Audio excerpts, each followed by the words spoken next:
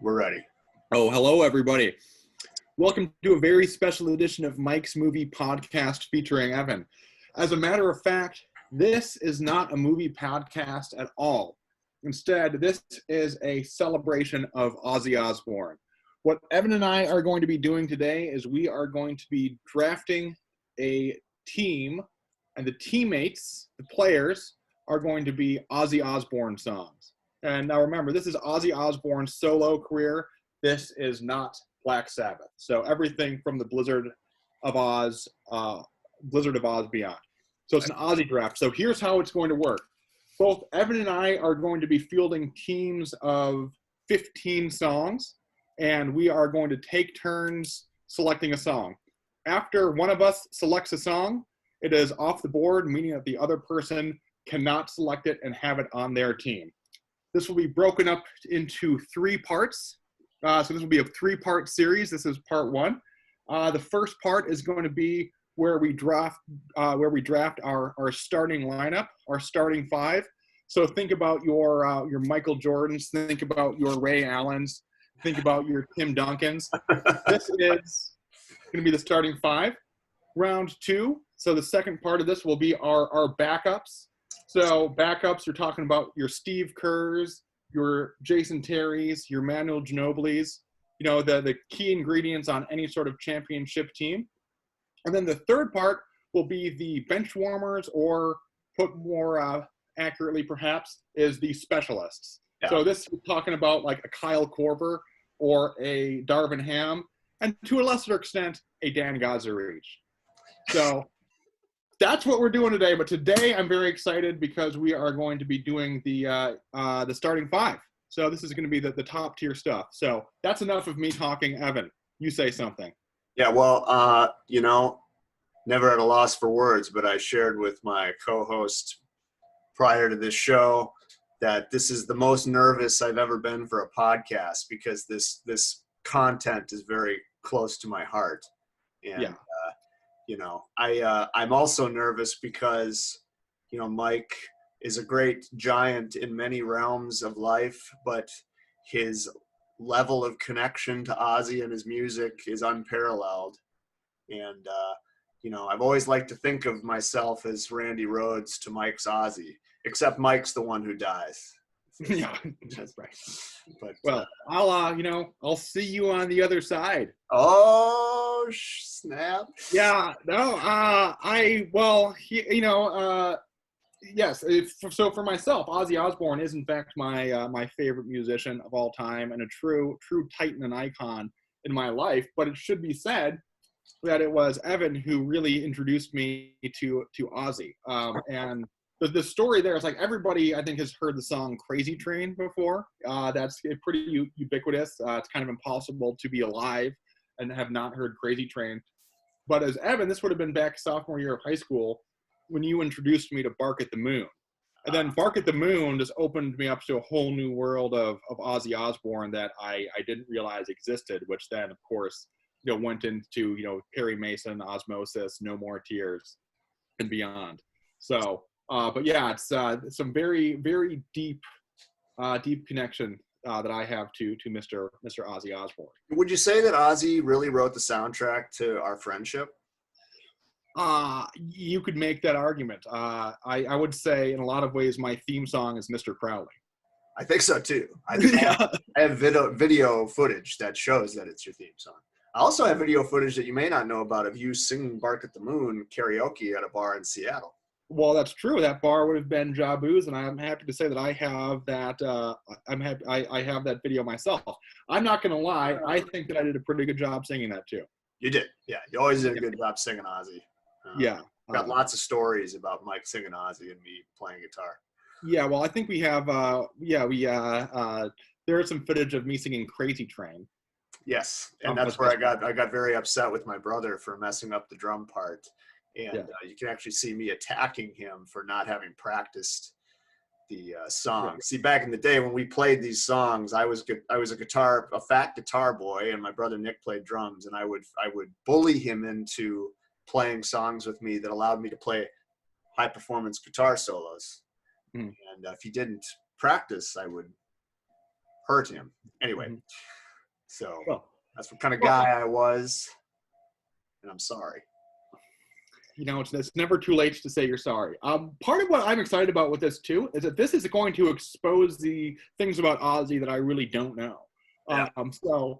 In putting together my draft board, what I realized is that I'm very familiar with the No More Tears album, Osmosis, and the Blizzard of Oz. Mm. So, but I'm realizing that other albums like Diary of a Madman, or No Rest for the Wicked are albums which I just don't have etched into my brain as the other ones. So this has been an opportunity for me to really dive into some areas of Ozzy which I just hadn't previously taken the time and come across some tracks which I'm getting to really appreciate for the first time.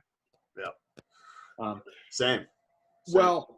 Anyways, like I said, today we are going to be drafting the starting five, and we're going to start with a coin flip here. What I'm going to do is I'm going to flip a coin, and then I'm going to hold it up like this to the screen, and whoever wins the coin toss will get the first pick. Before we do this, I'm going to make a prediction that the top two picks in this order, the first pick, whoever wins the first pick is going to be Mr. Crowley, and I'm also going to predict that the second pick is going to be Revelation Mother Earth. Well, you just revealed your first pick there, and your second pick. Well, it depends. It depends on. We'll see. We'll see. But that's gonna be my prediction, and we'll see how things pan out. Evan, call it heads or tails. All right. Tails. Okay. So can you see my eyes are closed? Yeah. Did you? Okay. So the. All right, here we go. This is the coin. You said, what did you say? I said tails. It is tails. I win. Okay, so you have the choice of either having the number one pick or giving me the number one pick. I hate to burst your bubble and surprise you here, Mike, but my number one pick is going to be Flying High Again off Diary of a Madman. Oh, wow. Okay. So you didn't see that coming. I did not. Okay. It is my number one pick. Now, I don't know if you want to talk a little bit about the structure for this draft. Do you want to draft our starting five and then talk about it, or do you want to sort of have a little back and forth about these tracks? Yeah, I want to have a back and forth between the tracks. So and then whenever we get done with that pick, we'll get on to the next one. So no time limit in discussing them either. So Flying High Again, first overall pick. Wow. Yeah. So, and I can just sort of real quick, take a look here. We have a very sophisticated visualization scheme for our podcast here. And as you can see, I've gone ahead and downloaded the full database of all of Ozzy's tracks. And see, this is what we're selecting from. Several things off limits here as we discuss Speak of the Devil, a very interesting discussion point, controversial live record of Ozzy's band playing Black Sabbath songs. Those are off limits. But I selected, as you can see here, my first pick. Oh, no, that's not what I want. That's for later. I am picking Flying High Again. I'm going to copy and paste. Number one pick. So Team Evan here in the red and Team Mike in this mustard yellow. Of course. So, Flying High Again. So I thought long and hard about this, and there's a number of ways to sort of justify your first pick. I felt like I really owed it to Randy Rhoads to make my first pick based on what I thought was his best piece of work overall. And it's hard because those first two records, we talked about, Mike, there was a case to be made in my head for making my entire starting 15, just all the tracks on the first two Ozzy solo records. Yeah. And I like those records so much. And the primary reason, there's just great songs on them. Amazing lyrics and melodies, which we can talk more about that. But the most memorable thing about those records for me is Randy Rhoads' guitar playing. And to this day, he remains probably one of my top 5 metal players, if not just players overall. And I think one of the most creative and innovative metal players, both for his tone and the way that he wrote riffs and leads. And the 2 guitar solos in Flying High Again stand out as maybe, especially the second one, maybe my favorite Ozzy guitar solo. So I made the pick based on that. My favorite Randy Rhoads guitar solo is the second solo in Flying High Again, and so that is why it is my top pick for the draft. Mm-hmm. So yeah, well, that's one of my favorite Ozzy tracks, and there's so much about that to like. I just think the opening lyrics and just the vocal melodies I just think are phenomenal. Yeah, that riff. Yeah, and it's just that got a crazy feeling I don't understand. Yep. And I think that also gets into the essence of Ozzy and why him as a character I just find to be so appealing. As well of just his but no, I think that the solo there is great. The melodies, everything about it's a phenomenal song. I mean, pretty much all of Ozzy's, probably 50% of Ozzy's early tracks are just about being crazy. Which is a really cool thing to write a song about, I mean, it's rock and roll, man. And I don't want to say too much because we have a long way to go. And by the way, we had decided we're going to this episode is just going to be about our starting 5. We're going to just get into the meat of those 5 songs, and then we'll have a separate show where we go into the role players and bench players and all that. But again, it's like, this is also another reason I picked Flying High Again, is because of all the Ozzy songs that I've heard a million times, which pretty much is just like the hits off the first 5 records. This is the one I'm like least tired of. Mm-hmm. And I share with you, but in preparation for this podcast, I re-listened to the first 5 solo Ozzy records in their entirety, or 6. I listened to everything up through No More Tears. So that's, 6 records. And it's been a while since I've really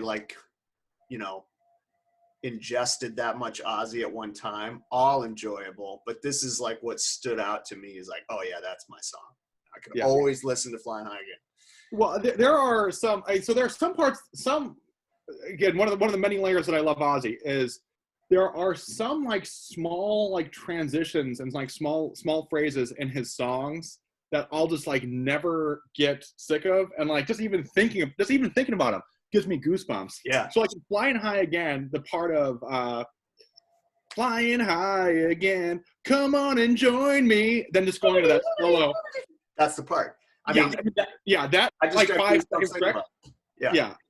I can never get sick of it. It's this conversation is giving me the piss shivers as we speak. You know what I mean? Yeah. Like I'm just there's nothing. I'm so glad we're doing this too. It's like it took a massive global health crisis and quarantine to sort of really push the most important juice out of our creative womb here. And this is really like, if I could pick one thing, spend my time on the weekends, it would be doing this. And it's because of moments like that. But that is the exact moment I was thinking of when I picked this song. So I'm glad that you mentioned it. Yeah. I will say you've kind of, revealed your strategy or a little bit in terms of this draft. Or let me take that back. Not so much your strategy, but where your, where your preference lies with Blizzard of Oz and Diary of a Madman. So I will say that influences my board because there are some tracks on those albums which I want to make sure that are on my team. Yeah. So I might take them a little earlier than I otherwise would, just to make sure that I have them. Right. Well, I guess I'll go with my first overall pick. I think I've already revealed this one. It's Mr. Crowley. Okay. Is going to be my top pick. I was making sure that I get this noted down here on my personal list. This here, I will has become a bit of a theme song. So when I think it was the last time or one of the most recent times when I visited you, you pick me up from the airport and then you have like that Mr. Crowley synth intro going on. Yeah. This one similar to some of your rationale for Flying High Again. For Mr. Crowley, in my opinion, this is my favorite Randy Rhoads guitar solo. The second solo, and I'm going to totally butcher it by trying to replicate it, but you know what I mean. Yeah. When I heard that for the first time, it was just this mind blowing. I didn't realize that people could do that with a guitar. And I just think that that both of the solos, but especially the second solo on that song, I think are the most essential, Randy Rhoads work. Again, it's all great, but especially that, and just everything from that melodic synth intro to that first Mr. Crowley. It's beautiful. Hands down the best track on Blizzard of Oz, and another one I could probably listen to in perpetuity without getting too sick of it. Super admirable first pick, and I'd say, a similar point can be made. Like you said, that again, you've got two guitar solos, same structure. You've got kind of like a teaser that sort of gives you the appetizer of what Randy Rhoads can really do, and then that second solo is sort of like, his it's like an opus of guitar techniques, many of which were innovative things that Randy sort of either invented himself or made famous in a certain way. Interesting sidebar, both Mr. Crowley and Crazy Train, the most popular or well-known song on Blizzard of Oz, include Randy Rhoads doing a lot of like two-handed tapping. Which he was criticized a lot at the time for ripping off Eddie Van Halen, who just a couple of years prior recorded Eruption. Neither of those two guitarists actually invented tapping, but he was sort of criticized for copying Eddie, and especially with Mr. Crowley, I think that's where like I couldn't disagree more. Like Randy really made the technique his own, and that sort of intro tapping sequence in the second solo that you mentioned is sort of this darker, more neoclassical, heavy metal type of tapping. Another thing I'll say, that specific lick where it sounds almost sort of like circus or carnivalesque with these sort of strange harmony notes, I still to this day am not able to sort of recreate that on my guitar. It's been. Are we talking about like the? No, I'm talking about the part in the solo where it goes. You're better at the night. Okay. Yeah. But again, like that's another like guitar moment that's like goosebump giving, and yeah. So not surprising to me that we have these two as our sort of number one overall picks. This is sort of like your, LeBron James and Giannis Antetokounmpo facing off here. And I will say, I think my pick is the better case for Giannis, given that it's younger. It was recorded later than your pick. So, but yeah. Well, and if you want to break it out a little bit too, is just to keep up with the basketball analogies. Is like if you look at somebody like LeBron James, I mean, he's somebody who can rebound, he can play defense, he can score, he can pass. I mean, if you look at like Mr. Crowley, I mean, just breaking it up, you have the synth intro, you have a couple solos. Song even has an epilogue to it. I mean, it just has so many dimensions to its greatness, just like LeBron James. It's a good point. I think Mr. Crowley's a better, a more well-rounded and just sort of established song. Flying High Again is more the flyer, right? Like it's maybe not quite as well-rounded, but its peaks are potentially higher. And that's kind of like why I sort of picked it. But before we go to your next pick, I do want to go back to Flying High Again and say, I remember when I first heard that song where I was this was Blues Camp 1 back in 2001. We were dropping Alex off at his house, and this song Flying High Again came on the radio. And it was one of those songs where like I immediately hear it and I'm like, wait, what is this? Yeah. And it just captured my attention. So I just want to make that theme between Flying High Again and Mr. Crowley, where they're both songs where like the first time I heard it, it's like it stuck with me. Definitely. definitely. Well, let's move on. So our first picks. So one overall was Flying High Again. Number 2 was Mr. Crowley. My prediction of Mr. Crowley 1 was incorrect. But let's move on to the second pick. Okay. So my second pick, less of a surprise, as you originally surmised, is going to be Revelation Mother Earth from Blizzard of Oz. And this, again, like, wasn't quite sure about it, but this is sort of a more personal choice for me. And again, I kind of think about who's my starting 5, who are the players that I can, rely on most heavily. And in other words, what are the songs that I am most willing to listen to repeatedly? Mm-hmm. Revelation Mother Earth was the next best choice for me. I guess what I would say about this song is that it's sort of unique. It's probably the most complex in its orchestration and the most sort of epic. It's kind of tells a story, and it's got lots of different phases to it, lots of different tones, and just for that overall sort of diversity. And I just love the lyrics and the content. But Revelation Mother Earth was my number 2 pick off of Blizzard of Oz. So. See, now what's interesting about this one is, again, all through high school, through college, the years after that, I was very familiar with Blizzard of Oz. But somehow this song was never on I just totally slipped my radar screen, which I have no idea how it happened. And it wasn't until about like 4 or 5 years ago where you were like, "Hey, Mike, you gotta listen to this song."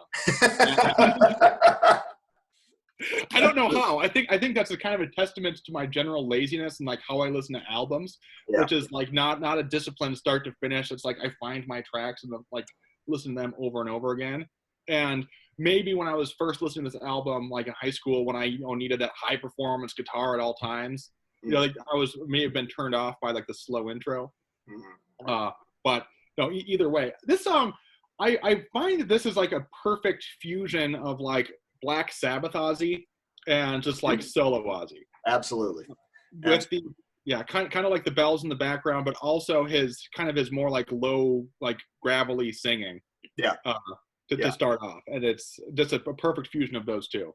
This song is metal, like I love that you just referenced Black Sabbath, because that's exactly what I thought about. Like, this harkens back to sort of deeper, less conventional, less broadly accessible Black Sabbath tunes that nonetheless were like critical to shaping the metal genre, such as the song Black Sabbath or Caravan or things like that.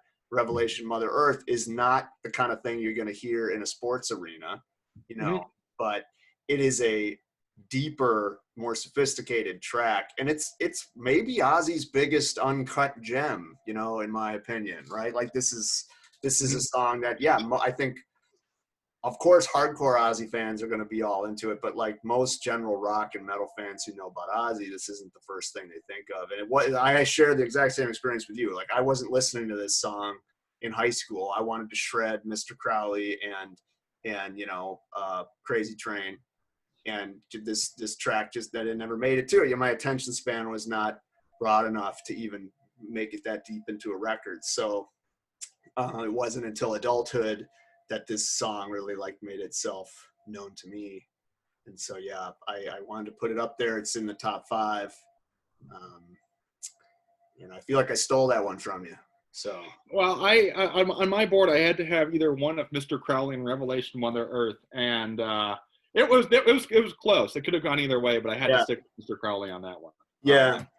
I think I would have gone the same way. Just because Mr. Crowley is just such an epic song. But I think we're off to a good start here. We've got we've got a lot of stuff going on. And I don't know. Have you ever, just a quick side note, Evan, have you ever played like fantasy baseball, fantasy football, where you've had a draft? Yes, I did try fantasy football one year, and Did you ever get to a point where you're like looking at your board and who to select next, and you're like, do I take a tight end or a running back or wide receiver, and like you just kind of get paralyzed and you can't make a selection. And I ask because like that's where I'm at, because it's my pick. Yeah. And I don't like. I think I know what I'm going to do, but I'm like having some second thoughts about it. But I know what I'm going to do, and I think what I have to do for my next pick. Okay. Well, tell us what your pick is. My second pick is Bark at the Moon. Okay. Very good. Very good. And I will say a couple things. Is first of all, like Bark at the Moon era Ozzy is like my favorite Ozzy. Like I'm talking about like the aesthetics of just kind of that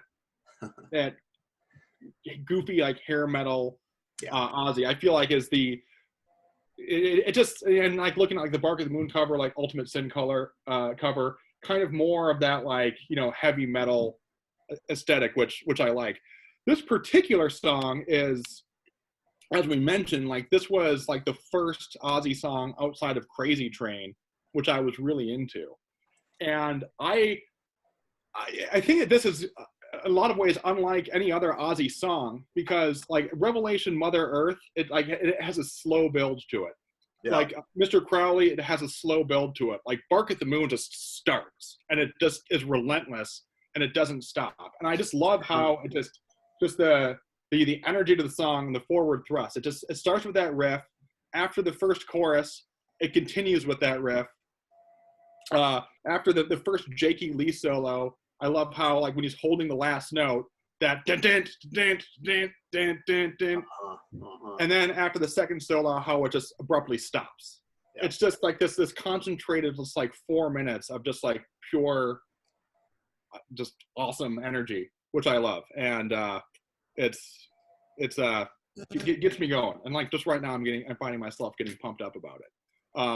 I think that we both agree that like the best Ozzy eras were the Randy Rhoads and Zakk Wylde, but this particular song, I've been listening to it nonstop for like the last 20 years, and I just can't get sick of it. Yeah.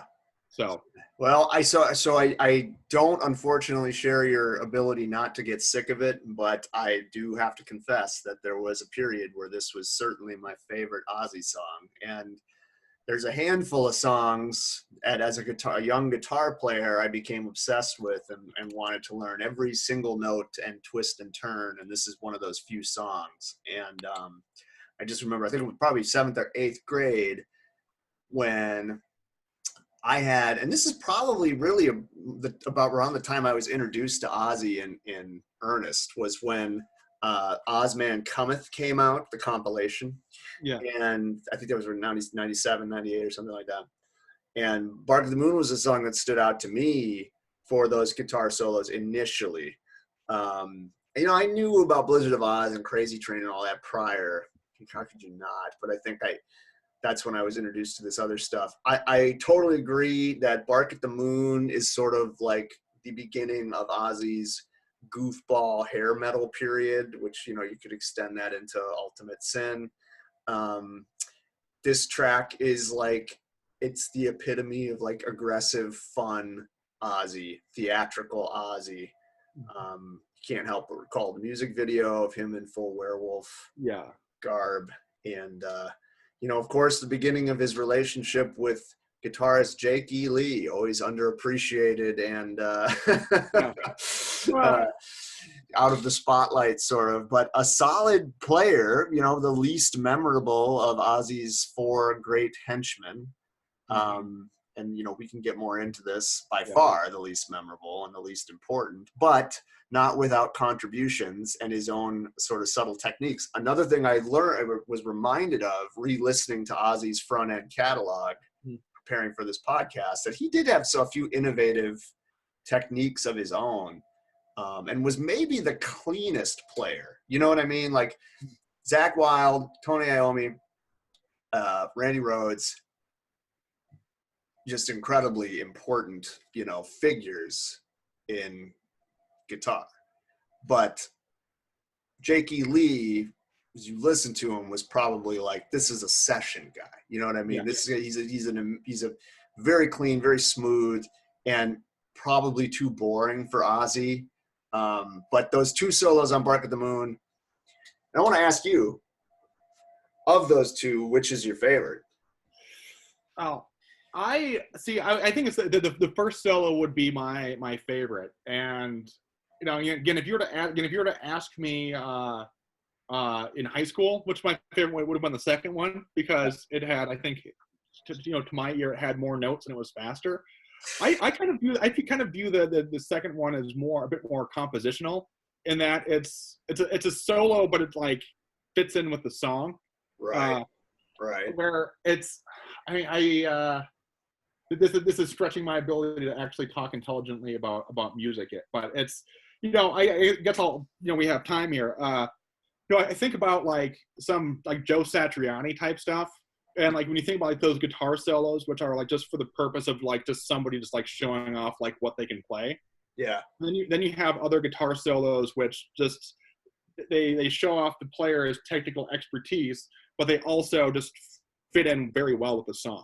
And I come to appreciate the second solo more as something that it's like a perfect outro, and it feels like it fits more in with the composition of the song than just for the purposes, the express purposes of showing off what Jake E. Lee can do.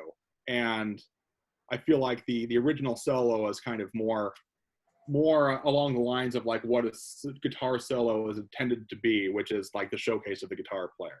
Yeah. So if that makes sense. So the original Absolutely. solo is like the showcase of Jake E. Lee's playing, and I think the second one is also, it's a little bit more tilted towards the musical composition side of it. And I just think it fits in really well with how that guitar solo just stops and the song stops. Yeah. So yeah, absolutely. That makes sense. Super exciting song, fantastic guitar work by Jake E. Lee, definitely deserves an honorable mention. Of course, he's not ever going to be in the pantheon with Andy and Zach. And I don't think any of those guys are in the same pantheon as Randy. That's my own personal bias, but good work, Jake E. Lee. It's worth pointing out, I'm going to go ahead and wager that there isn't going to be another Bark at the Moon track that shows up in this draft. I think if there could be, there's one or two that could make it on there, but I would not be surprised if this is the only Bark at the Moon song that makes it. Yeah, I think I think it's possible. There might be one more on my board, but that would be much later on. Right. I want to ask, if I had not selected Bark at the Moon, would it have made your starting five? Boy, that's a good question. Because I'm actually picking my starting five in real time. Because I told you I didn't do I don't think it would have, Mike. I honestly don't think it would have, which is sort of like, it definitely would have made the bench. Mm-hmm. I don't know if it would have made the starting five. I just think I'm biased toward now, right? Like if you'd asked me again, like when I was 13 years old, this would have been my top pick, right? But it's not a song I want to listen to as much now, probably because I just burnt it out. I mean, the band, the instrumental rock band that I played in as a chubby teen played the Bark at the Moon instrumental in front of live audiences. We played a non-lyrics version of Bark at the Moon. Those poor people, but so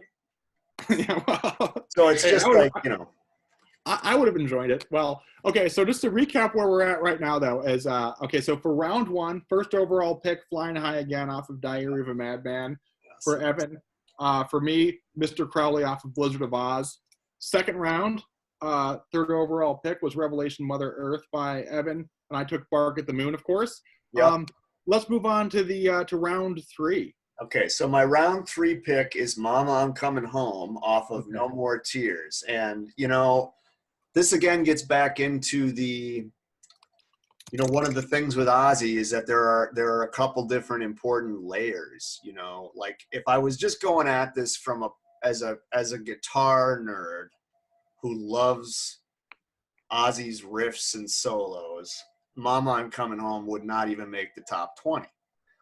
But in terms of Ozzy's catalog and what I think are the most important, memorable, influential pieces of music, this is the song that really captures another side of Ozzy. We already talked about like his ability to do like just straight up aggressive, engaging rock and roll songs. We talked about his more metal side, the darker nooks and crannies. But then there's Ozzy, the balladeer. right? Like he's got a few songs that are just ballads, and he doesn't have a ton of tracks like that, but the ones he's done are amazing songs, right? And I won't talk about the other one yet, but like Mama, I'm Coming Home is a song that has been very important to me over the course of my life for many reasons, and that is why I am picking it as my number 3 overall pick. Mama, I'm Coming Home. Yeah. So Well, did that surprise you there, Mike? You know, I know that from our previous conversations. I'll have to excuse me. I have a little coffee left. I had to make sure it was adequately warm so I could enjoy it properly. Yeah. No, in our previous conversations, I know that you mentioned this one as a top pick. I mean, I won't get like too deep into this part of the analysis of it, but I think with what you're saying about kind of the more balladier, the softer side of Ozzy, is that I think the lyrics of this song. I mean, I would assume that this song is about his relationship with his mother. You know, based on the title of it, but he's able to convey a complicated relationship with his mom. Yeah, very, very effectively and very powerfully, and I think it's something that I think that we can all relate to. And I mean, you wouldn't expect, you know, the Prince of Darkness biting heads off of bats to be able to, you know, talk about how he has a complicated and nuanced relationship with his mother. Again, that's what I assume the song is about, just based on the lyrics. But even if it's not, that he's showing a level of emotional complexity in that song, which resonates with me a lot. That one too is I think that the solo there too. When I talk about like those compositional solos, I think Zakk Wylde does a great job because he's not going in there to shred. I mean, he's going in there to enhance the song. Yeah, and which he does, I think, fantastically. Yeah, absolutely. Yeah, I mean, Zakk Wylde, another like critical influence on my own guitar playing, and this isn't like I wouldn't think of this as one of his best solos, but he absolutely did fill his role in the way that you just described. And you know, I think that's probably an essential piece for all Ozzy's guitarists, is they are aware of how not to overwork a song, and this is a great example of that. I also think like this song for some reason just sort of captures, you know, that mood of like big dramatic 90s like teenage metal, you know, like big arena metal. I'm not even sure like what I'm getting at here, but it's sort of like I'm imagining like I wasn't old enough, but like high schoolers in the age when this song came out, like I'm wondering if this was played at the high school dances. You know, I don't know how you would dance to it, but like for some reason I feel like it played.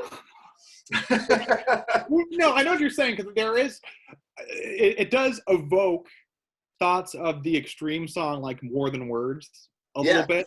I'm not comparing the two songs, but just like kind of that same general area. Well, right. So that's a really interesting point. So like there's the whole like Time Warner 80s ballad collection that you could probably envision, like a 40 song compilation of those big arena ballads. And like this is why Mama, I'm Coming Home is my number 3 pick. You just made it clear. Because it is so good that it's not even on that compilation. Like it basically is the template for all those other songs, most of which suck.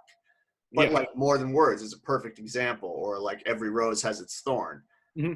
Mama, I'm Coming Home is the very, very best of those songs in the world, in my opinion. And so I'm putting that number 3. Yeah, I mean, you talk about like, you know, like breaking the genre. I mean, that's it. It's there's a just as a quick side note, there's like one of my favorite articles from The Onion is that you know, society is still producing art as if Rust in Peace was never created. You know, idea being like Rust in Peace is such a great art, like album that like no more art needs to be made. Right. I think similar thing like happens with ballads in this particular song. Yeah, like, this is all you need. Quit trying. Ozzy, it certainly wasn't the first song like that, but it's like, right, I'm sure Sharon and whatever other business associates were like hearing all these stupid Poison, Extreme, Night Ranger songs and like, yeah, we're gonna make the best one of those, and Ozzy's gonna fucking sing it, and Zach Wilde's gonna play, and that's what that is. It's a product. It is a very commercial song. I love that about it. I'm not one of those people who's like, yeah, give me the dirty, underproduced, shitty stuff. That's not Ozzy, man. Ozzy is the biggest sellout there is, and I love that. Mama, I'm Coming Home epitomizes that for him in the 90s. So well, that's a good selection. I'll get on to my pick in the third round here, and I will say that this pick is taking it slightly. This would still be in my starting five, but I'm taking it slightly earlier than I otherwise would, because of your affinity for Diary of a Madman, and that's Over the Mountain. If I'm taking it. So you stole my four, man. You stole my four. Yeah, and this is I needed to get one of the prime. Diary of a Madman's a great album, but this is this with Flying High Again was one of my one of the prime songs that is on that album. Now, apparently, and of course, there is also a bit of a Black Sabbath fusion on this particular song, which apparently Randy Rhoads just he never heard the song Black Sabbath, and yet he was able to get that triad. So I swear I read that somewhere. Did we ever confirm that? I read an interview with Ozzy where Ozzy claims that Randy wrote that riff. There's an interlude riff before a guitar solo that is the same, 3 notes, octave, flat, fifth from the song Black Sabbath. That cannot be true, right? I mean, it's just simply can't. 0%. There's no way you're Randy Rhoads in 1980 and getting the job with Ozzy and you have not listened to the record Black Sabbath. Yeah, you've not listened to the first track off of their first album. Right. At the time I read that and thought it was true. And this is again 12, 13-year-old Evan, making, dramatic, giving dramatic details. That was the juicy gossip at the time. I came to school 7:00 in the morning whenever we had to get out of school. Like, hey, Mike, guess what? This is a spooky little thing that most people don't know, but Randy somehow knew. It's sort of like when I wrote that Joe Satriani song, Summers. Yeah, right. Yeah. Well, yeah, no. But no, for this song itself, just to say, there is a comparison that I am going to draw between this one and Bark at the Moon, in that this song, it has the drum intro, and then and it just has it starts fast and just has that initial force and thrust to it. Yeah.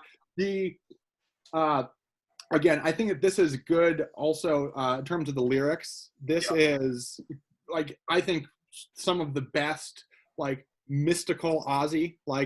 I told them I had ridden shooting stars and said I'm getting the lyrics wrong.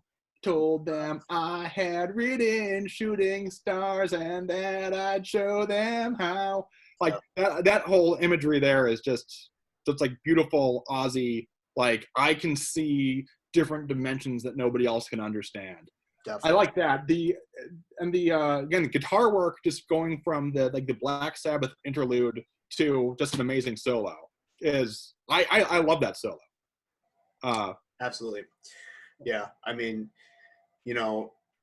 that and Flying High Again, obviously the top 2 tracks, the big singles off that record, and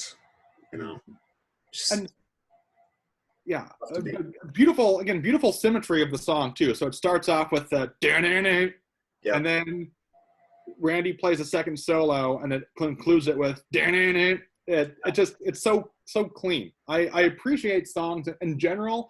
I appreciate songs that end and don't fade out. Yeah. Now, again, it kind of depends. You have to also take into consideration how they fit into the entire context of an album, because maybe fading out will then, bleed into the next song. But generally speaking, I feel like a sign of good musical composition is a song that just ends and doesn't fade out. Sure. That's my uneducated opinion. But this, great track, and I know I stole it off your board, but this is just for me another essential Randy Rhoads track that I have to have on my team. Absolutely. Yeah. I'm sorry to lose that one. But I'm going to try to make the most of my starting five here. So we each have our top three picks. Yeah. Let's go down to round Get through 4. the top five. So should I go ahead and pick my fourth pick? So I'm going to go ahead and it feels a little weird picking two off the same record back to back, but my fourth pick is going to be No More Tears. So No More Tears, the title track off of the record No More Tears. That stings. Jeez. Okay. And again, from that record, this is a deep song. It's got several different components, different chapters to it, and again, like sort of Zakk Wylde in his prime as a guitarist. The two of them working off one another. Also, some great bass playing by Mike Inez. So I'll never forget that bass line, the most memorable part of the song. So I don't have as much to say about it other than it's just like an amazing 90s rock song, and one of my favorite pieces of Ozzy's work. Again, this is a difficult but I think rewarding exercise, partly because I feel like I'm like picking songs from multiple bands. You know what I mean? Particularly when it's like part of me feels like I'm betraying Randy Rhoads era Ozzy by having two Zakk Wylde songs in my starting five. And the two most obvious ones, I would argue, these are Ozzy's most famous songs from the Zakk Wylde era. But there's good reason for that. These are some powerful tracks. They're meaty, they're juicy. And again, just like Mama, I'm Coming Home, this kind of evokes the big arena rock aesthetic from the 90s. And I'm going to go ahead and take that as my fourth pick. I'm going to say, as this selection, this almost makes me want to start the draft all over again. so you can get No More Tears. I know. I was contemplating taking this one as my number one overall pick.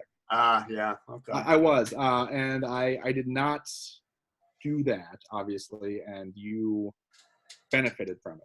Well, you're doing all right. You got Mr. Crowley and Bark at the Moon and Over the Mountain. I mean, those are two of those were in my original top five. So yeah. So I mean, we'll see. I mean, maybe we can have a dimension two once we get this over with. Maybe we can do some trades once we get our team, and we can swap some out. No, this song, I'll just say my personal experience with this is that senior year of high school, when I was driving my 1988 Toyota Corolla with the Cobra head gear shifter. It was manual transmission. Yeah. When I woke up in the morning to go to school, I would put on No More Tears and just listen to that song, and it was the exact length of the drive from home to high school. So it was, I just did that every single morning, and the Lord works in mysterious ways. And I want to say about this song too, I can't quite put my finger on it, but something about this song reminds me of the Nine Inch Nails song Closer. It's that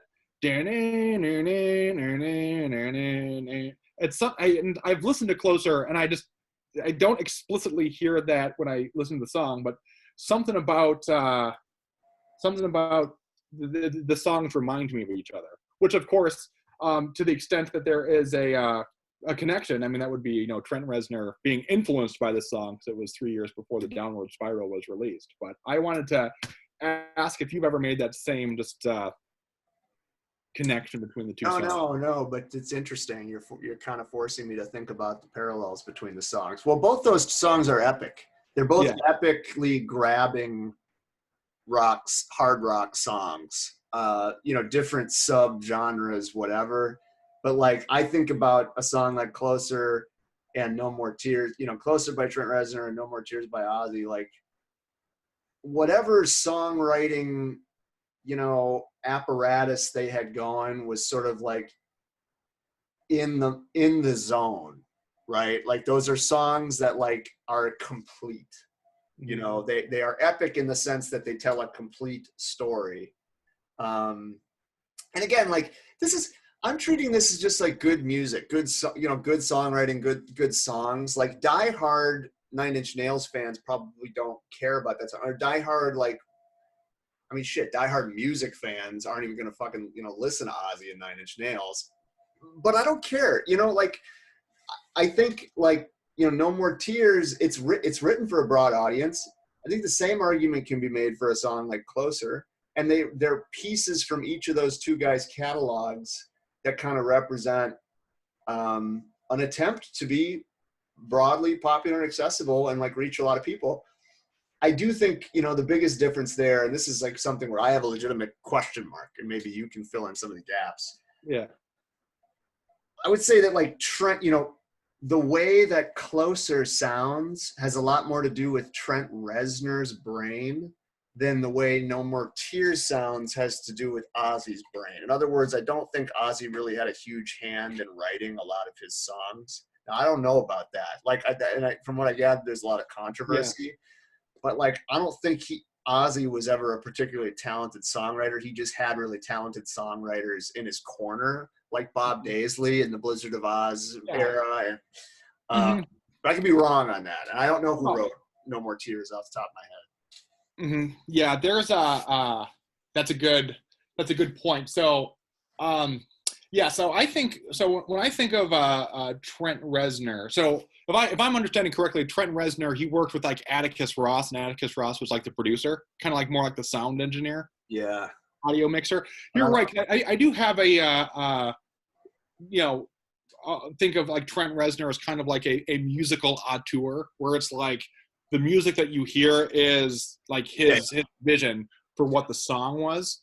There was I want to give a quick shout out. There's a video that I watched by a YouTuber called Todd in the Shadows, and he had a video series called Train Records, where he was talking about Van Halen 3. Van Halen 3 being the record with Gary Cherone. And he brought up a point, which was that like the real like musical genius of like Van Halen was like Eddie Van Halen. Like that was the real musical genius. And so like he came in with like the raw ideas and the music, but it was like David Lee Roth and Sammy Hagar, which were able to then like take that like raw genius and then like morph it into something which was like truly epic. Yeah. And I feel like that there's a parallel there with Ozzy, where he may not have been the like the pure creative driver, but like there's all this ideas and like just like flowed through Ozzy, and then it came out to what we had. Yeah, I think that could very well be true. Yeah. Okay. I don't know as much about how that formulation went down, especially in the No More Tears era. Yeah.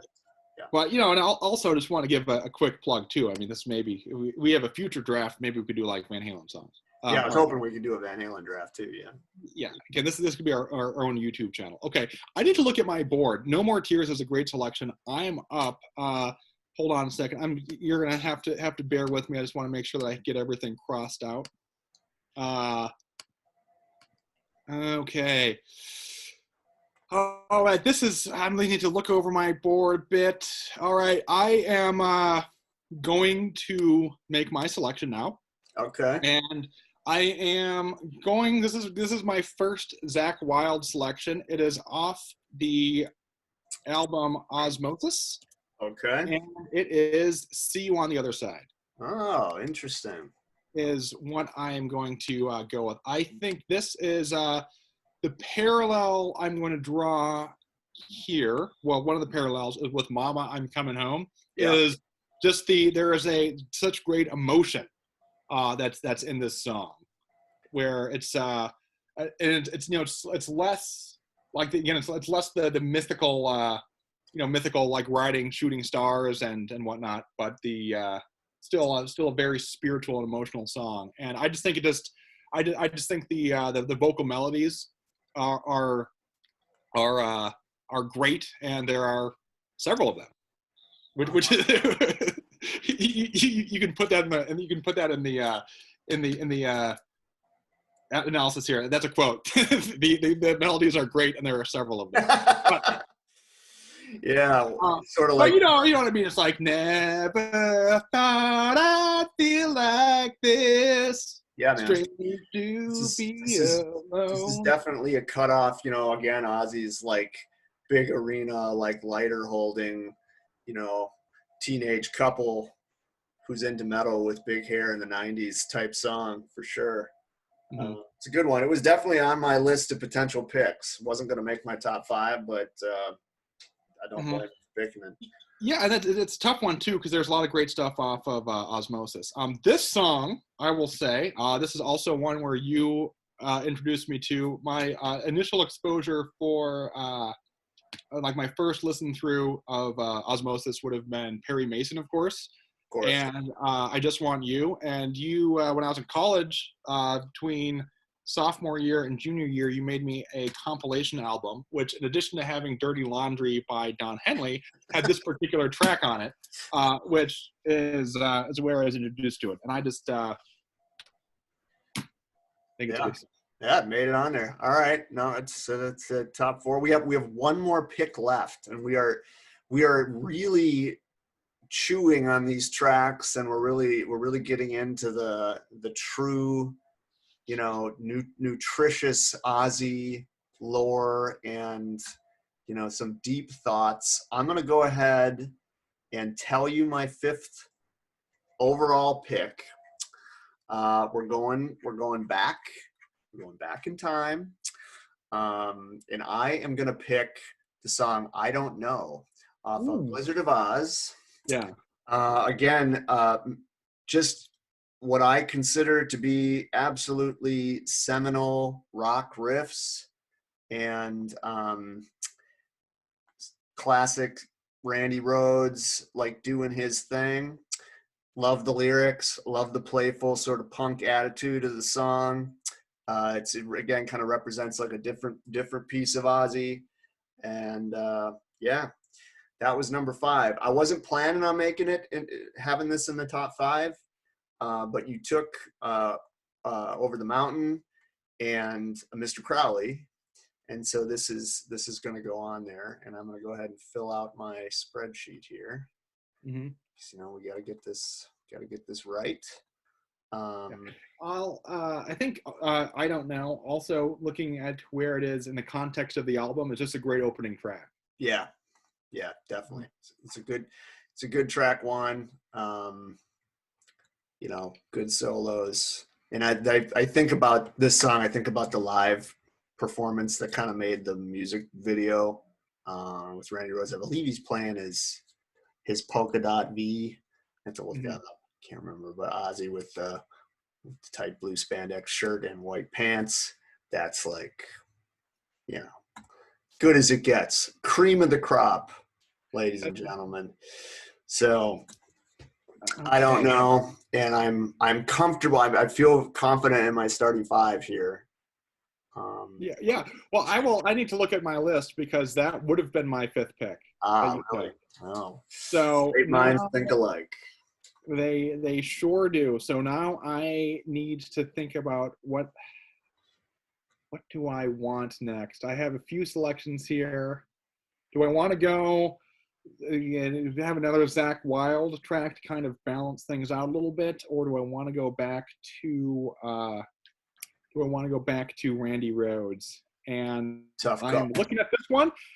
I'm gonna, you know what? I think I'm gonna keep with a theme here of some ballads. It's kind of softer side Ozzy, and I'm gonna go with Goodbye to Romance. Oh man, so it was so close for me between those two. You know, I would even, you know, just put it on your radar. Like if you wanted to think about a trade, I don't know, for Goodbye Romance, no, Goodbye to Romance, I might be, if you want to throw a little extra cash in there, I might be willing to make that trade. Yeah. But that's a good pick for sure. And yeah. But I again, and keeping on the theme with the emotions, I believe that song was about Ozzy's like breaking up from Black Sabbath, and I think that's good lyrics in that one. Again, another great solo from Randy there. Definitely. And of course, you know, Randy, you know, talking about like I know on a first name basis. So, but I want to mention just a little bit of local trivia is that I think the outro melody, the do do do do do do do do Absolutely. Okay, if you want, so this is some local trivia. Wearing a Bucks jersey, obviously from the area. In the 90s, there were these Havish and Davis commercials, which is a law firm there, and the commercials absolutely had the "Goodbye to Romance" outro melody on it. I remember talking about this with you. Yeah.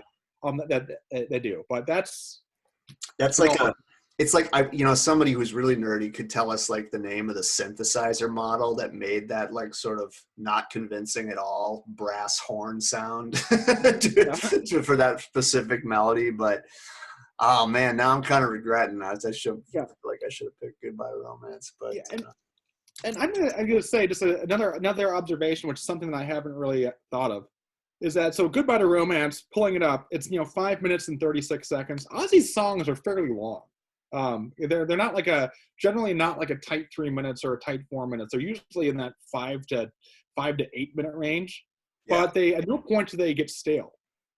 No, like that's like "Goodbye to Romance" is a good one too. It just the song just constantly evolves. So the elephant in the room right now, Mike, is that Crazy Train has not made either one of our starting fives, which I had a feeling might happen. And how do we want to deal with that, right? So I mean, I guess we can just come on and say it. It's gonna end up getting picked at some point. Yeah. I guess I'm just going to come out and say it. I think that I just like other Ozzy songs more. I think there's an element of Crazy Train being kind of overplayed, but I think about like all of these other songs in the 20 years I've been listening to Ozzy, I haven't gotten sick of them. But like Crazy Train's is not a song that I think to ever put on. Exactly, and I don't think this is Crazy Train's fault. Right. So we talked about this a little bit before the show. There are some, rock anthems that have been just completely bludgeoned into the ground by sporting events and whatever. And, the three that come to mind are Crazy Train, perhaps the most. Yeah. With Welcome to the Jungle as a close second, and maybe Back in Black or Hell's Bells or something like that. But by AC/DC, you just can't. I mean, of course they're good songs. Of course Crazy Train is an excellent song, but like I am not, exactly as you said, I am not ever going to put that song in my headphones. Unless I'm listening to Blizzard of Oz front to back, in which that's a very different thing, right? I'll listen to Crazy Train in the context of the entire record. But that's not a song where it's just like, man, I want to listen to some Ozzy. Let's put on Crazy Train. You know what I mean? You can't. Right. You can't. It's just like, it's like putting on, like the song Happy Birthday. Like you've just heard it a trillion times. And it's not fair because it probably is like in terms of just general song composition, lyrics, and just, quality. It's certainly top 5 caliber, but like I can't play that. Yeah, no, you that is perfectly stated, and I want to just add on to the Welcome to the Jungle comparison. Is that like when I hear the opening riffs of that song, I'm kind of like, you can't. You can't listen to it. It's not like it's a bad song. It's just like, no, you killed it. You ruined this. Yeah, I know too. And I mean, just to think out loud a bit, I think that there's a certain ownership that I feel of like some of the. I'm talking about this from a purely mainstream perspective, but there's a certain like ownership that I feel about some of like the lesser known Ozzy songs. Again, so that I don't know, that I guess has some sort of appeal to it. And same thing with like Guns N' Roses. It's like songs like Mr. Brownstone. Or You Could Be Mine have, of course, You Could Be Mine, of course, having a Terminator 2 connection there, which I have to say on every single podcast. But no, I see what you're saying. My sense is that I think Crazy Train's probably going to be in the next round, or not the next round, for the next 5. Yeah. But if it's not, I would not be surprised if it doesn't get drafted.